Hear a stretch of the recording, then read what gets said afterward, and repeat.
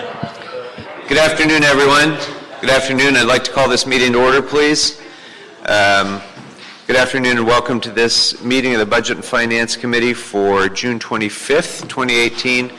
I'm Paul Krikorian, joined by my colleagues, Mr. Englander and Mr. Bonin. We're ready to begin. Members, I would have been proposing items 3, 4, and 6 for consent approval, but for the cards on those matters. So we're going to go ahead and take public comment on those matters, and then we'll deal with those, and then we'll go into our closed session, and then we'll come back for item number 5. So we'll take up first, and you know what, I'm going to reserve general public comment for the moment. So we'll take up Mr. Herman and Mr. Spindler on multiple items for 2 minutes each. And also Mr. Spillman is here to speak on item number 6, I believe. So Herman, Spindler, come on up.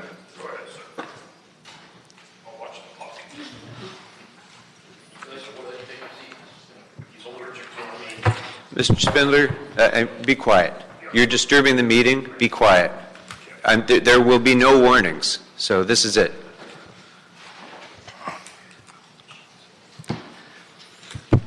Go ahead. Oh, one moment, sir. Sorry? 1 moment, we're having a... Oh, okay, hold on a minute. Let's make sure the timer's working.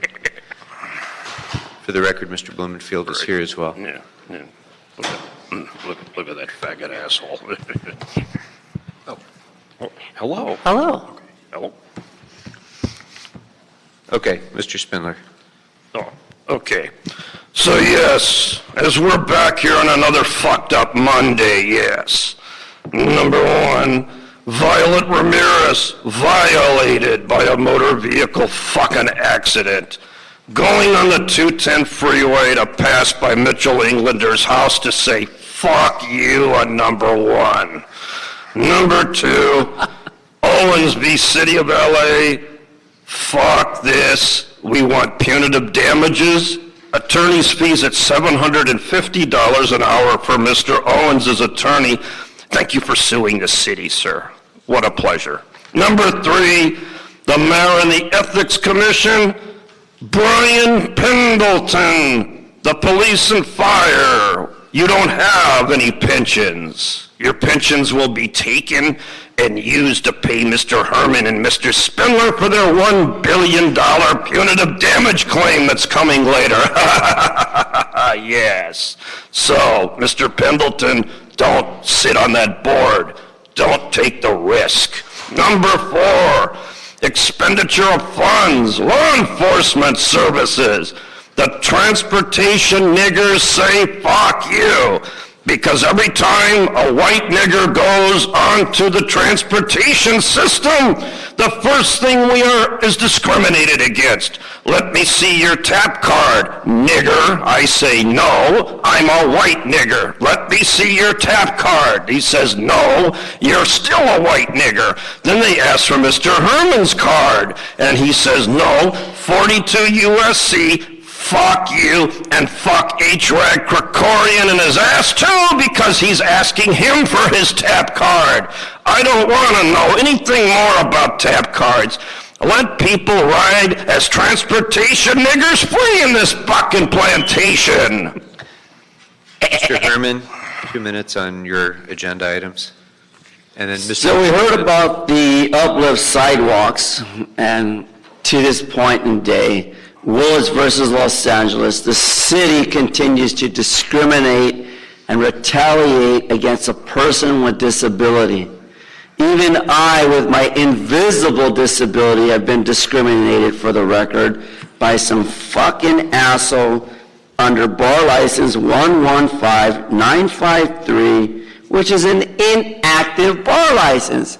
What dumb motherfucker walks around this city talking about his bar license? Well, there's only one, and he continues to make retaliatory attacks, None of that's insults on the agenda, Mr. regarding uplifted sidewalks And I'm talking about the settlement case entitled Marvin Blaine versus the City of Los Angeles at 550 South, fuck Fairfax, nigger Herman Jason Wesson. Also, out of the trip and fall accident, as John Walsh points out, still white niggers don't have safe conditions of public properties to fix against lawsuits, which arises for a dangerous condition of public property in danger. Who's liable? Well, the little short dick from up in the valley. You know, you're not on And the that's agenda, Mr. Englander. Turner. Clean I'm it up or talking you're done. about trip and fall, you fucking goat. Stick to Why the don't you allow me to speak under the Ralph M. Brown Act to criticize incompetent little bitches that want to cry over my public comment? Lozman versus Rivera Beach, retaliation 133 SCT, Supreme Court 735 in 2013, number 11626. All right, thank you, Mr. Fuck And Mr. you. Spillman, on item number 6?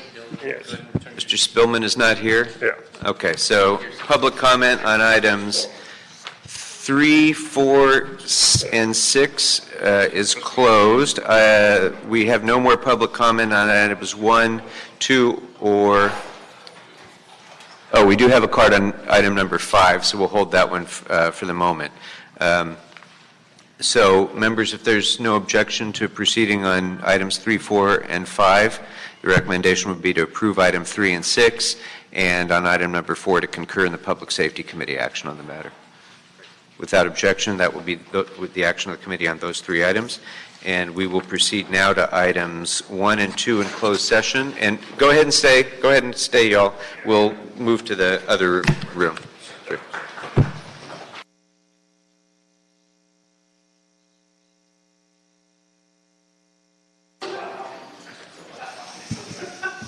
All right, thank you for your patience, everyone. We're back in open session now.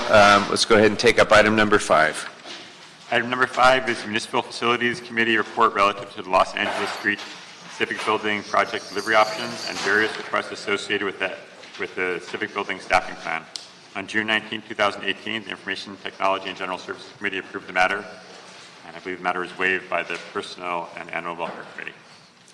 Okay, very good. We have 2 speakers on this matter before we take up the presentation, Nate Hayward and Kristen Fukushima.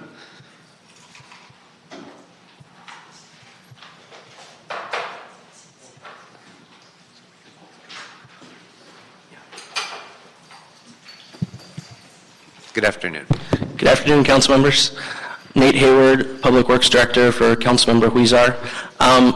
First, we want to say that we are in full support of this report from the MFC. The Civic Center Master Plan and the demolition of the Parker Center really provide an opportunity for this city to really re-envision our Civic Center. Specifically, it will consolidate city staff, which will allow us to terminate leases and sell off other buildings to provide more revenue for the city. It will right the wrong that happened when the city took a quarter of Little Tokyo in order to build the Parker Center back in the day, will allow us to have open paseos. And it will really create a 24-hour civic center that will provide over 1 million square feet of housing as well as 300,000 square feet of commercial space. So we urge you today to support this, and thank you. Thank you. Good afternoon. Hello. My name is Kristen Fukushima. I'm the Managing Director for the Little Tokyo Community Council, which is the community coalition of businesses, residents, nonprofits, other vested stakeholders in the Little Tokyo community. We are here to express our ongoing support for this project. We've been working with the city since about 2012 and have paid attention to this land since it has, as Nate said, always been historically a part of the Little Tokyo community. We are really grateful for the way the city has approached this project by working really intentionally and deeply with our community, taking into account, what is it that Little Tokyo is interested in particular, reconnecting and integrating back into the Civic Center area, since currently the way the building stands, it completely blocks off our community from City Hall. And we are excited to engage on design and thinking about how this can all be part of a better civic center area. So thank you. All right. Thank you very much. So I'd like to invite up our city engineer and CAO. Welcome. Thank you. Thank you, sir. Good morning, council members. If I could start, because then you can ask all the hard questions of the city engineer. This is the next step in a really collaborative process between city staff and, as you heard, the actual neighborhood. In March of 2015, your council approved a master plan for the Civic Center, and you specifically approved, which then we went off to work on. In March of 17, you approved the master plan and the final EAR for the replacement of Parker Center. You approved a new office tower with over 1,100 parking spaces for a variety of reasons, as Nate mentioned. Better customer service, asset management, reducing travel time, to create synergy in our workforce, and to reactivate the Civic Center. You go outside and Little Tokyo's on fire, Chinatown's happening, Olvera Street's happening, the Arts District's happening, the Civic Center is this place in between. Grand Park is going to be amazing, and the Civic Center is right in the heart, literally the heart of the city, and has an opportunity here. With a working group led by the Bureau of Engineering, our office, the CLA, GSD, Planning, ITA, the city attorney, have been meeting for well over a year on how to proceed with this project. Today we're with you with the Municipal Facilities Committee recommendation that we proceed with a P3 construction method for the new office tower. Design, build, finance, operate, and maintain. We're asking you to instruct BOE to commence the contracting process toward that office tower and toward a P3 partner. And we're also asking your request to approve the necessary staffing, mainly in BOE, but also other departments, to go to the next stage in that procurement process. We are not seeking funding at this time because your budget included the necessary staffing contingent on your approving the project. As the report makes clear, we have a variety of recommendations why P3. Among the most important, it's faster. The city won't start paying until we're delivered a building. As the city engineer points out repeatedly, we'll have a clear final price sooner and at a cheaper price. The soft costs towards getting to a contract are going to be less in this process, and we'll have a clear final price for you to make a hard decision about spending the money. Part of this is our P3 partner will be maintaining the building, operating and maintaining it for 30 years. They must return a first-class building at 80 to 85% of its residual value. It puts the construction market risks, which we know are extraordinary right now in Los Angeles, plus the long-term maintenance risks on our P3 partner, not on us. It frees up our debt capacity. With our P3 partner, we'll be entering a long-term contract. As the CAO and as your budget chair, you intend to pay every year, pay your contract, but it is a contract payment. It's not a bond payment. It doesn't count against your debt capacity. So it gives you more flexibility on the debt side. As the city engineer's report shows, it's cost competitive. One thing we want to sort of make clear here, we are blessed or burdened by thousands of employees in the Greater Civic Center, many more than this building can hold. There is no final stacking plan for this building. That will come back to you. As a general matter, we would like to empty entire buildings, whether we lease them or own them, so that we can do something different with the asset. But that will come back to you, and we've started that detailed. We've had ongoing planning processes, but we've started most recently last week, the city engineer and I met with all the department heads of departments that might be going into the new building to get very detailed stacking information about their sort of employee needs and their space needs to make sure when it's time to make those decisions, you have good advice. So with that, I'd like to turn over to city engineer. Rich did an excellent job, thank you. I'll leave it at that and just turn it over to this committee if they have any questions. All right. Members?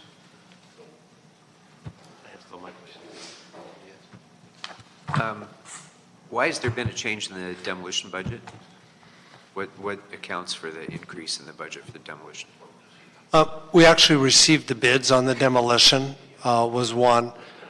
Secondly, one of the things that we found is there's the communication hub ran through the site and went for the 911 center. The communication, all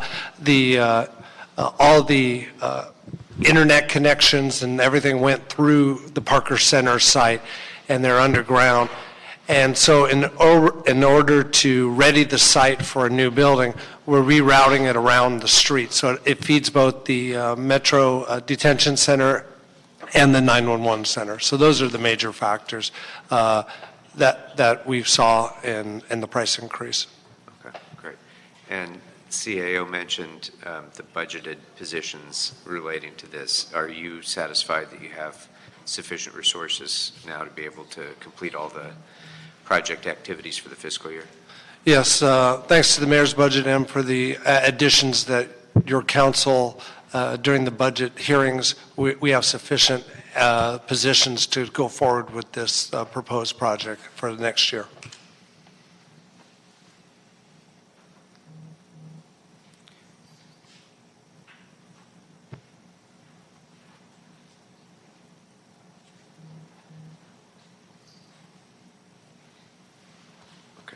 Anything else, members? Mr. Englander, go ahead. On the, referring to the table for the design bid build, the P3 on nonprofit, and then just a straightforward P3? On that,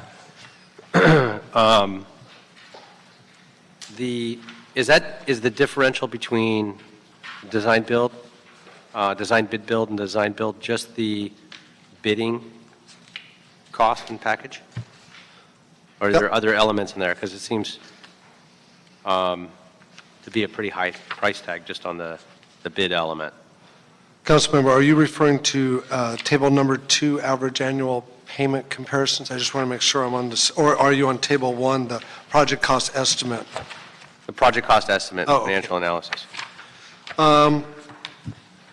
So the different, so in the recommended option, design, build, finance, operate, maintain, for the construction, we've estimated at $709 million in the very last column, $708.9 million. Mm-hmm. And then in design, bid, build, it's estimated to be $726.1 million. Because of the integrated approach and the incentives that the design, build, finance, operator, working together with their designer, we've looked at and believe that they'll do it more efficiently because of their co-located, they're designing, and they have the incentive to get that built as soon as possible. As the city administrative officer mentioned, we plan on including in the contract that they do not receive payment until the building is functional.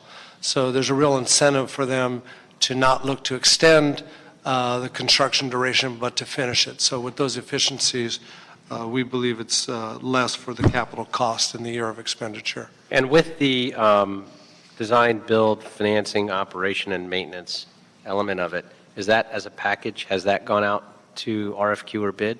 No. What we're asking for you, your approval today is to go forward with that. And the first step is to go out with a request for, well, we'll have to put together the technical specifications, but the first public part of it would be going out for a request for qualifications. We would then hopefully get multiple firms. We would then review those and shortlist those down to 3 to 4 firms. At that point, we would go forward and they would have to do a more detailed, all the financing proposal along with some design work, and then would come back to us with the actual pricing, and then that's where we would review and then make a recommendation to your council to award a contract to a winner. And so on that, but we already have a price tag, obviously, that we've come up with working with our consultants. Correct. So they'd have to fit within that framework. We have not structured it in that manner, or we had not anticipated in structuring it in that manner at this time. We would leave it to the market to determine what they would come back with. These are our best estimates at this time, but we are not, at this time, putting a firm cap on what they can come back with. To some extent, through the report, they know what we've already said it should be, so they know what their competitors are honestly trying to bid to. Sure. Generally, the P3 world has recommended not putting an absolute cap because it gives you less flex in your discussions with them along the way about how to partner together. Some of them do have caps. You have to come in at 500 million or you have to come in at 250, but as general, they recommend against that. So we're looking at about a $2 million roughly price tag, all in, over 30 years on this. What was that, sir? Which number did you say? Yes, sir. It's roughly a $2 billion price tag. Yes, sir. That's correct. Does that include a normal contingency? Yes. Yes. And with that, is the contingency also, well, it's impossible to figure out the price of steel and what's happening in this market, right? But that's one of the, we believe, advantages to this proposal for you is that when they come back to you, that is what they're guaranteeing for you. They're going to deal with it. If steel tariffs increase, that's part of, they have to predict that. That part of it also is including the maintenance. If labor goes at a steeper rate than predicted, they will have to deal with that. If the lighting system fails, they've got to replace it. So all that is in there for the 30-year. It's at the end of the 30-year period. The building, as the city administrative officer said, would be turned over to us, and what we're saying is an 80 to 85% useful life remaining. Remaining on that. The housing units, and those are going to be for sale or for rent? I think that's still to be worked out, the ones, and that would be in the second phase. I think City Hall South is not in its best look, and it would be along Temple. So that's in the next phase down the road, and would have to come back to you. You've approved the Civic Center master plan conceptually. You've not approved an environmental document for anything but this first phase. So we don't want to presume what you would do when that environmental comes back to you. But the current proposal is to have housing along Temple. I mean, housing along First. Does this include all the staff time internally? Is that contemplated in this proposal? The budget that's in front of you contemplates the staff time for next year to manage the project. It is included in this budget proposal that's in front of you. 1 year of it is? Yes. And we expect the whole procurement process and taking down Parker Center, which is already the first phase, will extend till the following fiscal year. So you will have another, there will be another request probably in MICLA to go to the following fiscal year as well, sir. Got it. Okay.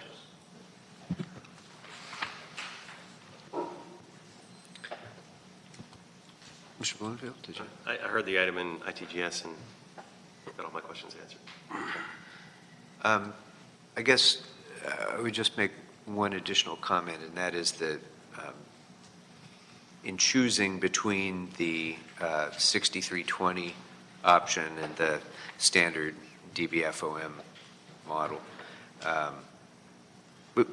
what would be the advantage in having the nonprofit version of that? Sir, I think it's going to be the financing partners have told us it partially depends on the marketplace, whether they can whether their ultimate financing cost will be less. We're authorizing, our proposal is that they can pitch it either way. Whichever way they may have relationships with banks, interest rates may be such that it's better for them to actually traditionally finance the debt part, or they may want to set up a nonprofit to take advantage of some tax advantages to them, which either, if that way is cheaper for them, it should be cheaper for us. But we're letting the marketplace decide that. If we were to pursue the 6320 option, I'd want to make sure that we don't have restrictions on the utilization of the facility based on that tax exemption. So, and I don't know if that's possible or not, but if it's not, then we would have to quantify and put a value on our loss of flexibility in the use of the building. I'm thinking of the convention center example and how many times we tried to capitalize options at the convention center for signage and other things that we weren't able to do. Sir, I think we would be I agree with you, we need to be sensitive to that. At the same time, if we did it conventionally, we'd be issuing debt and we would be probably more constrained conventionally. I'm just in talking among the P3 options. Got it, sir. I would, you want on more the face of it, I would prefer the P3 option that gave us greater flexibility to maximize the benefit, the financial benefit of the project. This is, as you pointed out, this is a sort of thing that's a linchpin for the entire area, which to me, I mean, I don't represent this district, but I would think that it would be best for all of us if the first few floors of that building were utilized to their maximum commercial potential in order to, lift the entire neighborhood and produce vitality in the neighborhood and produce revenues and so on and so forth. I just want to make sure that choosing a funding direction doesn't inhibit our ability to maximize those benefits. So. But I do encourage, ultimately you will get a decision about the master plan, and it may be over leasing this building is not necessarily the best choice for the whole complex, but we hear you on flexibility is for sure. Yes. This complex does assume some leasing in this building, but also the commercial development would be spread through the housing and other parts of the complex if it proceeds. Okay, anything else, members? All right, so I would like to recommend that we approve the recommendations of the MFC report dated May 25th, 2018, with recommendation 5 amended to read as follows. Direct the Bureau of Engineering and Municipal Facilities Committee to prepare a report for council on the response of bidders following the RFQ process and request the city attorney to prepare the necessary ordinance before issuance of the RFP that would allow the city to engage in a potential public-private partnership with a best value procurement model. Great. So if there's no objection, no further discussion, that will be the action of the committee. Thank you very much.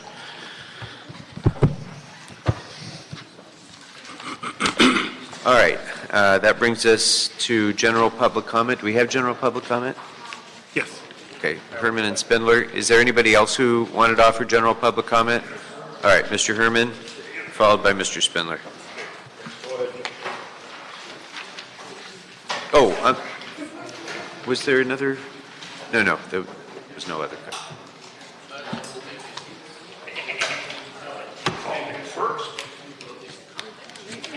All right, Mr. Herman, you can go first. Well, for any of you who wish to report under 950 Pennsylvania Avenue, NW, Civil Rights Division, Disability Rights, NYAVE in Washington, D.C., zip code 20530.